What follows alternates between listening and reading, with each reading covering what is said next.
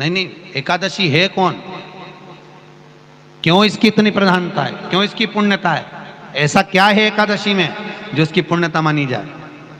कौन है ये जो भगवान नारायण तक एकादशी का व्रत करते हैं? सुभद्रा जी को भगवान जगन्नाथ ने, जगदीश ने एकादशी का व्रत कराया था। बद्रीनारायण भगवान को माता लक्ष्मी ने एकादशी का व्रत कराया था। क्यों? चंद्रायण एकादशी व्रत की माता। एकादशी है कौन? तो कहा जिसको व्रत करने पर भगवान नारायण भी जिसका व्रत करते हो, भगवान माता लक्ष्मी जिसका व्रत करती हो, वो एकादशी है कौन? तो शास्त्र वर्णन करता है महाराज, स्कंद पुराण का सुंदर चातुर्मास्य खंड के अंतर्गत वर्णन आया है महाराज। एक बार भगवान विष्णु आनंद में विराजमान थे, पद्मावती और माता लक्ष्मी दोनों उनके पास में विराजी हुई थी। भगवान लक्ष्मी और पद्मावती दोनों बैठी, एक सिर के पास, एक चरण के पास। कुछ समय बाद वहीं पर ब्रह्मदेव का आगमन हुआ और ब्रह्मा जी आगमन पाकर भगवान नारायण पद्मावती से लगकर उठे और उठकर लक्ष्मी की ओर झुके। झुकने पर इन तीनों के समागम से भगवान नारायण के हृदय चित्त से एक कन्या प्रकट हो गई। उस कन्या का नाम एका था। क्या नाम था? एका।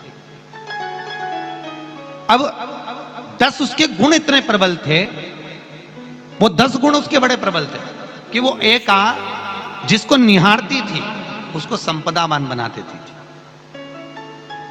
जिसको देख लेती थी उसके जीवन में वो आनंद की अनुभूतियां करा देती थी। एका जिस मार्ग से जाती थी उस मार्ग के द्वार खोल देती थी। एका का पुण्य इतना पुण्य प्रखर। पद्मावती और लक्ष्मी ने कहा महाराज ये बेटी आपके द्वारा निर्मित हुई है, इसका कन्यादान करना चाहिए। हमारे यहाँ हिंदू धर्म में रीति है, जिस दिन कन्यादान करा जाता है उस दिन व्रत रखा जाता है। अब आजकल रखते कि नहीं रखते मालूम नहीं, और कन्यादान करते समय व्रत रखा जाता है। व्रत रखना, एका का कन्यादान करना है। भगवान बोले कन्यादान करें, किसको दें? एका किसको दी जाए? एका प्रदान किसको करी जाए? पुण्यता किसको दी जाए?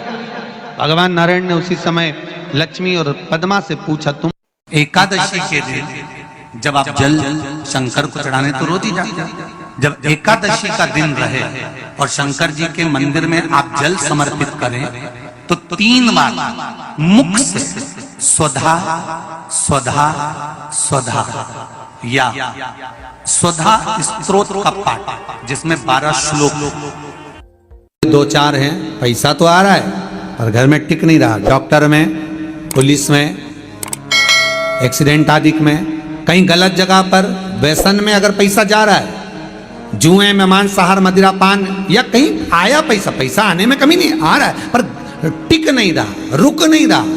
कोई मांगने आ गया, दे दिया, फिर वहां से अपने पास नहीं आ रहा, अपन कह रहे हैं भैया हमारा पैसा लौटा दो, नहीं आ रहा। तो महाराज शिव महापुराण की कथा कहती है एकादशी के दिन गंगा के जल में मात्र 7 बेलपत्री डालकर जो नंदीश्वर भगवान अर्थात जो शंकर जी के शिवलिंग के सामने नंदी होता है, उस नंदी के चरण पर गंगा का जल चढ़ाकर बेलपत्री शिव पर समर्पित कर देता है, उसके घर में रुपया रुकना चालू हो जाता है। फिर वो गलत जगह पर नहीं जाता, गलत स्थान पर वो धन जाएगा ही नहीं।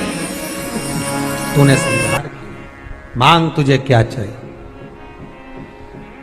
एकादशी ने भगवान विष्णु से कहा, नाथ प्रभु वर दे दो, मृत्यु लोक में जो मनुष्य मेरा व्रत करेगा, चाहे जलचर, थलचर, वायुचर या सांसारिक मनुष्य, मेरा अगर एकादशी का व्रत करेगा, प्रभु उसके यहाँ धन धान्य वैभव सुख संपदा बढ़ेगी और उस जीवात्मा को नरक नहीं भोगना पड़ेगा, सीधे वैकुंठ का उसको वास मिलेगा।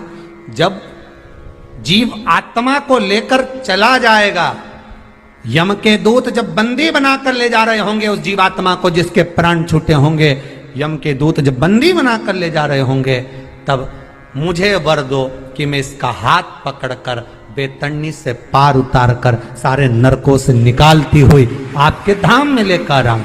भगवान ने वर दे दिया, तथास्तु। हे एकादशी सुनो, मृत्यु लोक का मनुष्य अन्न का त्याग कर कर, क्योंकि अन्न में एकादशी के दिन पाप पुरुष रहता है, अन्न का त्याग कर कर एकादशी के दिन जो मनुष्य तुम्हारा व्रत धारण करेगा, उस व्रत को करेगा और उस व्रत को धारण करेगा, उसकी मनोकामना पूर्ण होकर वो मेरे ही धाम को जाएगा। ये तो हुआ एकादशी के जन्म की कथा। एकादशी के दिन गंगा के जल में मात्र 7 बेलपत्री डालकर जो नंदीश्वर भगवान अर्थात जो शंकर जी के शिवलिंग के सामने नंदी होता है, उस नंदी के चरण पर गंगा का जल चढ़ाकर बेलपत्री शिव पर समर्पित कर देता है, उसके घर में रुपया रुकना चालू हो जाता है। फिर वो गलत जगह पर नहीं जाता, गलत स्थान पर वो धन जाएगा ही नहीं। बेटा अगर व्यसन में पड़ा हुआ है, मदिरा पान में पड़ा हुआ है, मांसाहार में, जुए आदि में जा रहा है, तुम्हें लग रहा है कि मेरा बेटा गलत मार्ग पर जा रहा है, ये मित्र दोस्ती गलत हो रही है, वो सही जगह पर आ जाए। करना है एकादशी। कई लोग इसको धन के लिए भी करते हैं, संपदा के लिए। संपदा के लिए अर्थात जिसका व्यापार नहीं चलता, जिसके घर में पैसा नहीं आता, या नौकरी नहीं लग रही, या सर्विस नहीं लग रही, आप अप्लाई कर रहे हो, जगह जगह जाकर इंटरव्यू भी दे रहे हो और पैसा नहीं आता, तो उसके लिए भी प्रयास किया जाता है। पर उसके लिए यहाँ पर जो धन के लिए करते हैं, उसके लिए विष्णुपदी के लिए करते हैं। मतलब जैसे गंगा के जल में तुलसी के 11 पत्ते डाले जाते हैं और उसको किसी भी नारायण के मंदिर में, राम कृष्ण शिव शंकर नहीं, राम कृष्ण भगवान विष्णु दत्त आदि जितने नारायण के मंदिर हैं, उस मंदिर में किसी भी पात्र में, एक छोटे से पात्र में उसको भरकर रखी आते हैं महाराज। उससे भी जॉब सर्विस नौकरी में सफलता प्राप्त हो जाती है, परंतु वो भी एकादशी को ही होता है। कुछ देर तक पात्र को रखा जाता है, फिर वही पात्र का जल किसी भी वृक्ष के नीचे डाल दिया जाता है, उससे भी नौकरी के लिए फायदा मिलता है। गंगा का जल कोई साधारण नहीं।